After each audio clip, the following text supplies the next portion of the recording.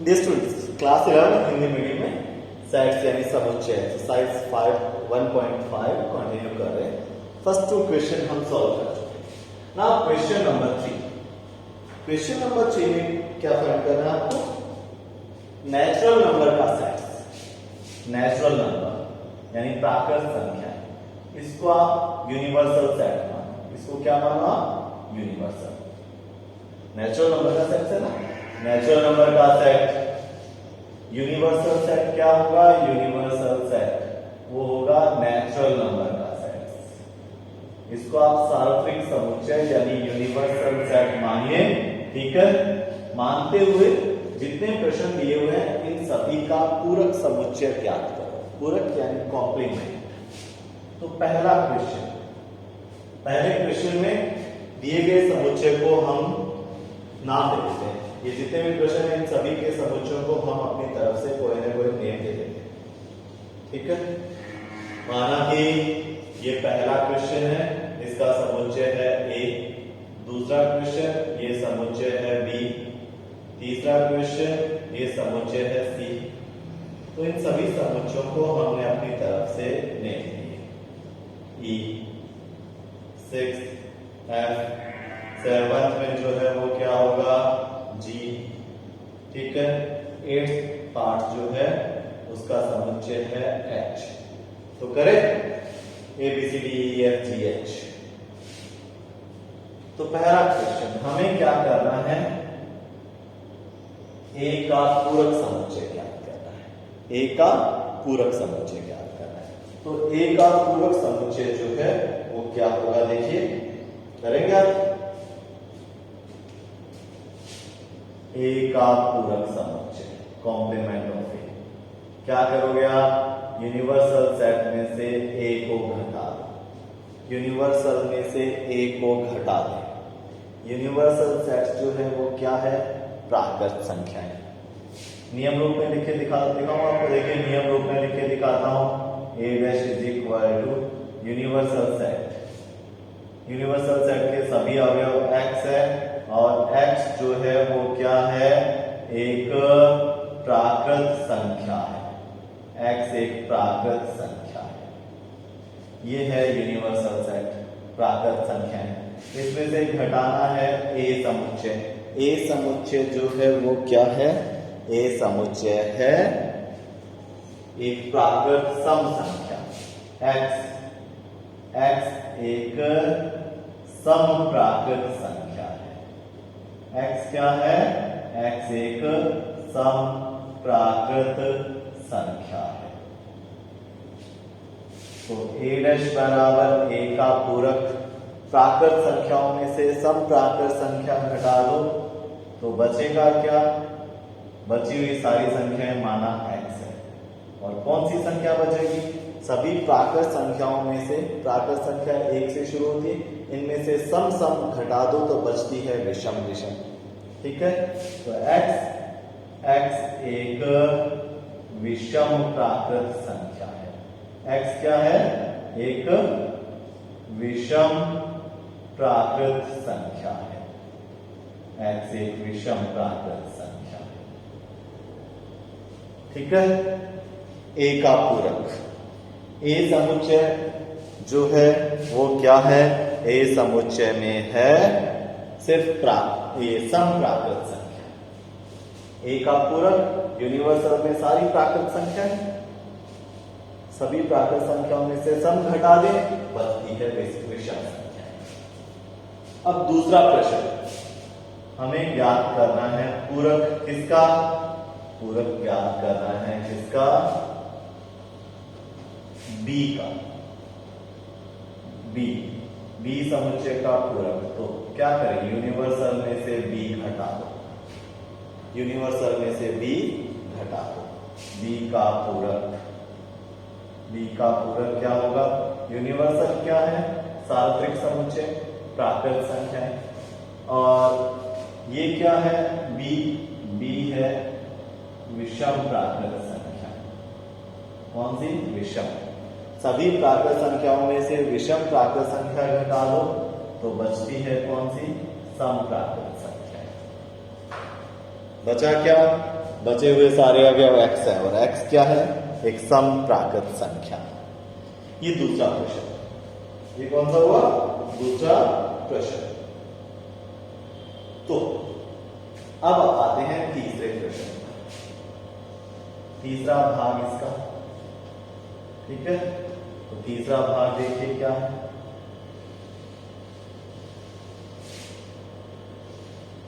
तीसरा भाग सी समुच्चय, सी समुच्चय का पूरक ज्ञात करना है।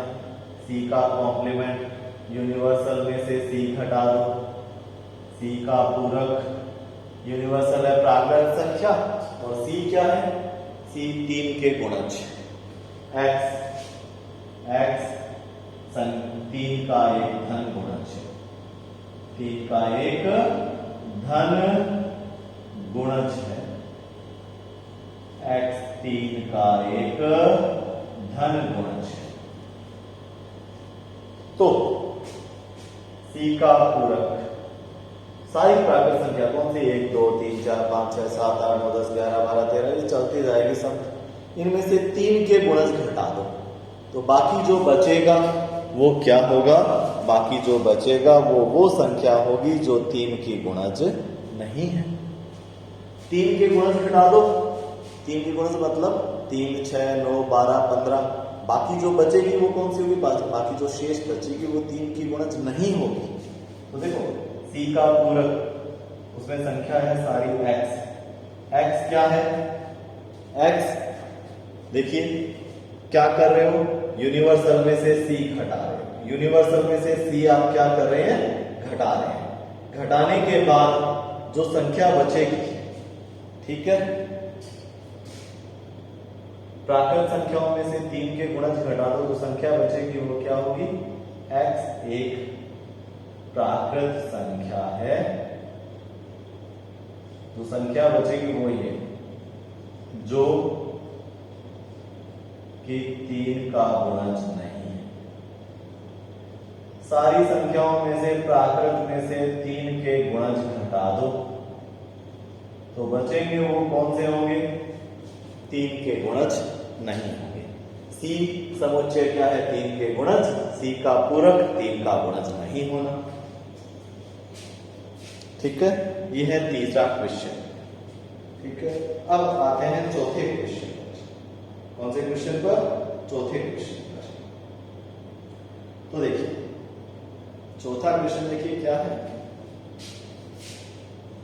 उस समुच्चय को नाम देंगे हम D।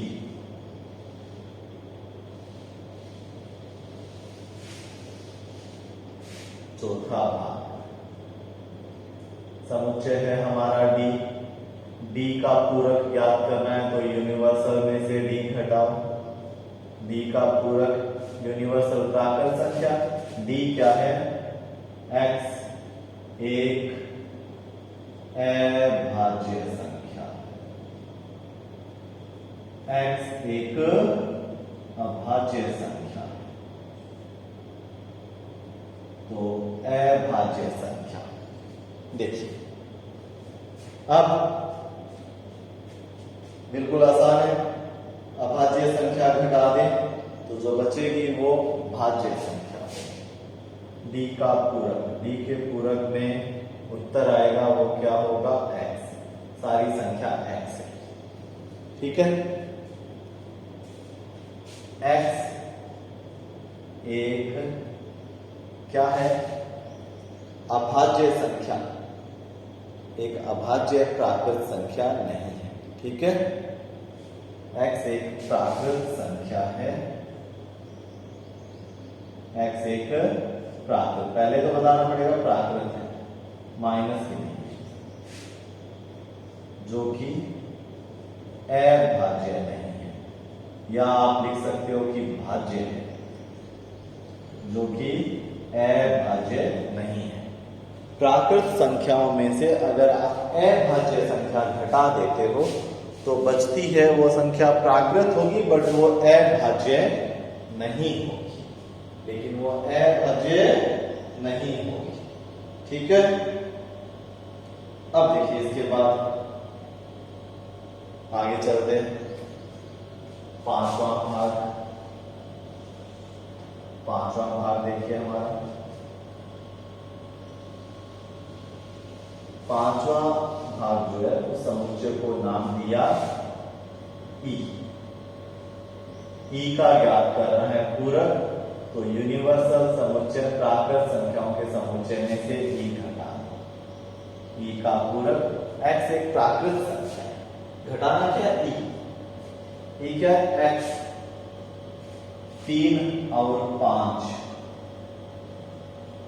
3 और 5 से विभाजित होने वाली एक संख्या है। 3 और 5 से विभाजित होने वाली एक संख्या है। आगे स्पेस कम है सो मैं ऊपर नीचे इसमें लिखा हूं। ई का पूरक, एक बात ध्यान से देखिए, ऐसी संख्या जो 3 से भी विभाजित हो 5 से भी, 3 का भी भाग जाए और 5 का भी भाग जाए, दोनों का इकट्ठा भाग जाना चाहिए, तो ऐसी संख्या कौन सी होगी? ठीक है, तो इसके लिए एक सीधा सा तरीका होता है, 3 और 5 का लघुत्तम क्या होगा? 3 और 5 का लघुत्तम क्या होगा वो आपको देखना है। ठीक है, 3 जो संख्या 3 और 5 दोनों से विभाजित हो वो 3 और 5 के लघुत्तम से विभाजित होगी। मतलब ऐसी संख्या जो 3 से भी विभाजित हो 5 से भी हो, तो 3 और 5 का लघुत्तम क्या है? 15। 15 से विभाजित होने वाली संख्या जो है वो 3 से भी विभाजित होगी और 5 से। ये नहीं कि 3 से हो जाए 5 से ना हो। 27 है 3 से होता है 5 से नहीं होता, तो ऐसी संख्या नहीं है। ऐसे लिख सकते, दोबारा लिखते हैं, ई डैश x एक प्राकृत संख्या है। ठीक है, ये तो हुआ यूनिवर्सल सेट। इसमें से ई समुच्चय, ई क्या है? x 3 और 5 से विभाजित होने वाली संख्या, अर्थात x 15 से विभाजित होने वाली एक संख्या है। जो संख्या 3 और 5 15 से विभाजित होने वाली एक संख्या है। जो संख्या 3 से विभाजित होती है और 5 से भी होती है, तो इसका अर्थ वो संख्या कौन सी होगी जिसमें 3 का भी भाग जाए और 5 का भी जाए? तो 3 और 5 का लघुत्तम देख लो क्या होगा? 15। तो 15 के पहाड़े में जो संख्या आती है वो 3 से भी विभाजित होती है और 5 से भी होती है। ठीक है, तो ई डैश बराबर सारी प्राकृत संख्याओं में से 15 से विभाजित होने वाली संख्या घटा दो। ठीक है, तो जो बचेगी वो कौन सी होगी? जो बचेगी वो सारी संख्या x होगी। x एक प्राकृत संख्या है। x क्या है? x एक प्राकृत संख्या है जो 15 से विभाजित होने वाली घटा दो तो बचेंगे वो जो 15 से विभाज्य नहीं, जो 15 से विभाज्य नहीं। सारी प्राकृत संख्याओं में से 15 से विभाजित होने वाली संख्या घटा दो, जो बचेगी वो 15 से विभाजित नहीं होगी। माना वो सारी संख्या x है और x प्राकृत है, 15 से विभाजित नहीं। बड़ा क्वेश्चन है, डिस्कशन करने वाला, बहुत कुछ क्लियर होता है आपको इसमें। 500 हो गया। अब आते हैं छठे पर, छठा भाग। तो देखिए इसका छठा भाग, छठे भाग में जो समुच्चय उसको नाम दिया f का पूरक ज्ञात करना है। यूनिवर्सल में से f घटाओ। f का पूरक यूनिवर्सल है प्राकृत और f में जो संख्या है वो सारी x एक पूर्ण वर्ग संख्या है। पूर्ण वर्ग जिसका वर्गमूल पूरा पूरा निकले, कौन सी होती है? 1 4 9 16। ठीक है, ये कंटिन्यू लगातार ये संख्या है। तो सीधी सी बात है, एफ डैश में जो संख्या है एक्स एक प्राकृत संख्या है, एक्स एक प्राकृत संख्या है जो कि क्या है, पूर्ण वर्ग घटा दो, जो बचेगी वो कौन सी होगी, वो पूर्ण वर्ग नहीं होगी, जो कि पूर्ण वर्ग नहीं है, जो कि पूर्ण वर्ग नहीं है। प्राकृत संख्याओं में से पूर्ण वर्ग संख्याएं घटा दें तो जो बचती है वो पूर्ण वर्ग नहीं होगी। अब बच्चे आगे वाला 7वां जी भाग। 7वें क्वेश्चन में जो समुच्चय उसको नाम दिया जी, जी का पूरक यूनिवर्सल में से घटा दो जी, जी का पूरक यूनिवर्सल प्राकृत संख्या है, जी क्या है, पूर्ण घन जिसका घनमूल निकले, एक का क्यूब एक होता है, एक का घनमूल एक, दो का क्यूब 8, 8 का घनमूल 2, 3 का क्यूब 27, 27 का घनमूल 3, 4 का क्यूब 64, 64 का घनमूल 4। तो पूर्ण घन संख्या कौन सी होती है, 1, 8, 27, 64, 125, 216, 343, इस तरह से 512 ये संख्या। प्राकृत संख्याओं में से पूर्ण घन संख्या घटा दो तो जो बचेगी वो पूर्ण घन नहीं होगी। सभी प्राकृत संख्याओं में से पूर्ण घन घटा दो, जो बचेगी वो पूर्ण घन नहीं होगी। ठीक है, अब आते हैं कौन से क्वेश्चन पर, 8वें पर। ठीक है, 8वां क्वेश्चन, इस समुच्चय को नाम दिया H। इस समुच्चय को क्या नाम दिया गया है, H। 8वां भाग, H का पूरक यूनिवर्सल में से H घटा दो, H का पूरक यूनिवर्सल ये है, H समुच्चय क्या है, देखो H समुच्चय है संख्या X, X क्या है, X + 5 = 8। मतलब H के पूरक में x एक प्राकृत संख्या है,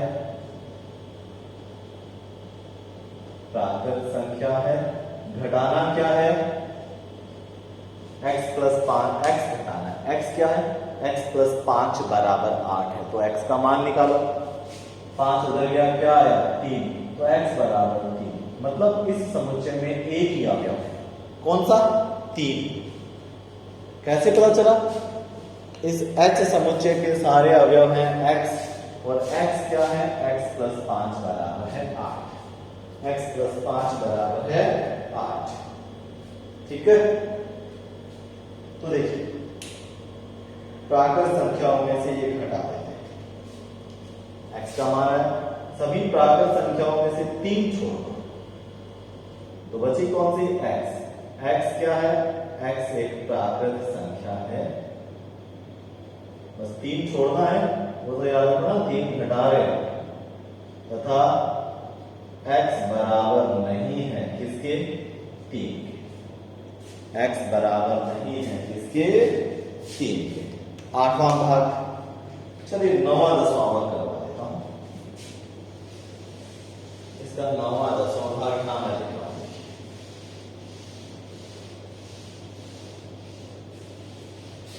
ये क्लियर कर देता हूं।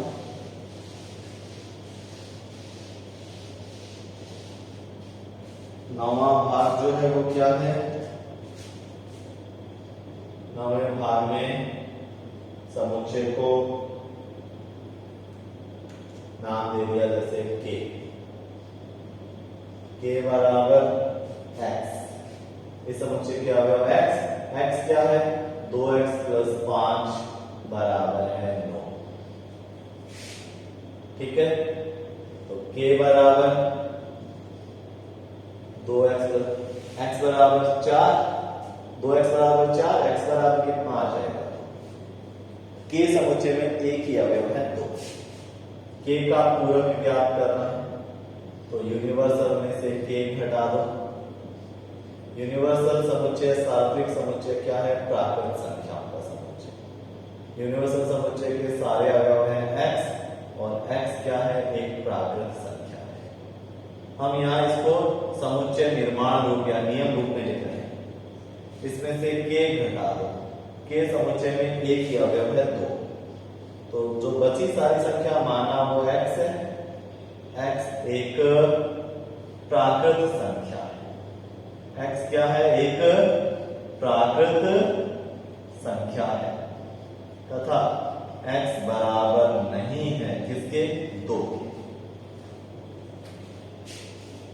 ठीक है, ये k का पूरक। चलिए अब 11वां भाग, इसका 11वां भाग, 9वां हो गया, 10वां भी पढ़ा है। हाँ, 10वां पढ़ा है।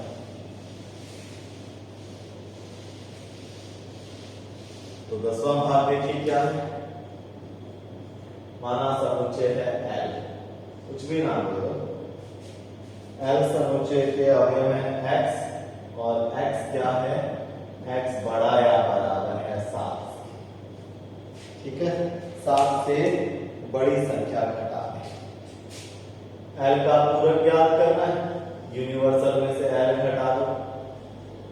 यूनिवर्सल क्या है? सारी प्राकृत संख्या, सार्वत्रिक समुच्चय, सभी प्राकृत संख्या। x एक प्राकृत संख्या है। ठीक है, इसमें से L घटाएं। L क्या है? x 7 से बड़ी या बराबर, 7 से बड़ी या बराबर संख्या, 7 से लेकर आगे तक की सारी संख्या घटा दो। जो बचेगी वो कौन सी बचेगी? 1 से, प्राकृत संख्या तो 1 से लेकर आगे तक, उसमें 7 से आगे वाली संख्या घटा दो। ठीक है, ऐसे देखो, थोड़ा बताता हूं आपको डिटेल से। ये प्राकृत संख्या होगी, कॉन्टिन्यू चल रही है। इसमें क्या है? 7 के बराबर या 7 से बड़ी संख्या। तो ये 7 और 7 से आगे वाली घटती क्या रहेगी? 1 2 3 4 5 6। इसको अगर आप नियम रूप में लिखना चाहते हैं, ठीक है, इसको अगर आप नियम रूप में लिखना चाहते हैं तो कैसे लिखोगे? इसके अवयव है x एक प्राकृत संख्या है। ठीक है, तथा x 1 से 6 है, मतलब x छोटा है 7 से। इसको लिखने का एक तरीका देखो, अब लिखा देता हूं इसमें मैं। इसके सारे अवयव हैं x एक प्राकृत संख्या, इसको हम ऐसे लिख सकते हैं x belongs to n। n मतलब नेचुरल नंबर, x प्राकृत संख्याओं को बिलोंग करता है, मतलब x प्राकृत संख्याओं, एक प्राकृत संख्या छोटा करके लिख सकते हो। तो वहां x छोटा है 7, इसको ऐसे भी लिखा जा सकता है। मतलब L का पूरक 3 तरह से लिखा है।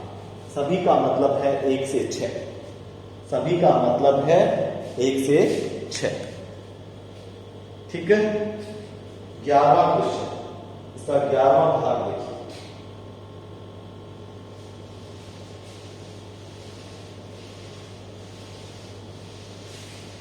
बड़ा प्रश्न है, मुझे डिस्कस करने वाला क्वेश्चन है, इसलिए टाइम लग रहा है। इसका 11वां भाग, इस समुच्चय को हमने नाम दे दिया m, कुछ भी नाम। इसके सारे अवयव है x क्या है? Belongs to n। 2x plus 1 बड़ा है किससे? 10 से। तो 2x प्लस 1 बड़ा है 10 से। इसको थोड़ा और डिटेल से देखो। m बराबर है x belongs to natural number. इसको रफ साइड में करके दिखाता हूं। 2x प्लस 1 बड़ा है 10 से, दोनों साइड 1 घटा दो। ठीक है, 2x बड़ा है 9 से, दोनों और 2 का भाग दे दो। x बड़ा है 9 बटा 2 से, x 9 बटा 2 से बड़ा है। 9 बटा 2 से बड़ी संख्या कौन सी होगी? देखो, 9 बटा 2 का अर्थ होता है 4.5। 4.5 से बड़ी प्राकृत संख्या कौन सी होगी? 4.5 से। x क्या है? प्राकृत संख्या कौन सी? 4.5 से बड़ी। 4.5 के आगे प्राकृत कौन सी आती है? 5, 6, 7, 8, 9, 10, 11, इस तरह से ये चलता रहता है। ठीक है, ये कंटिन्यू चलता है। तो देखिए अब क्या करें, ये इसको आप ऐसे लिख लो, चाहे सीधा लिख लो। देखो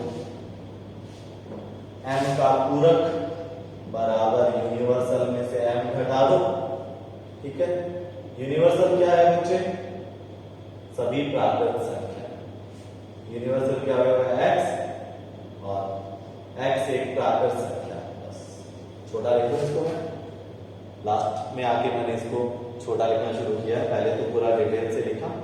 x बिलोंग्स टू प्राकृत संख्या, नेचुरल नंबर। इसमें से घटाना है m समुच्चय में क्या?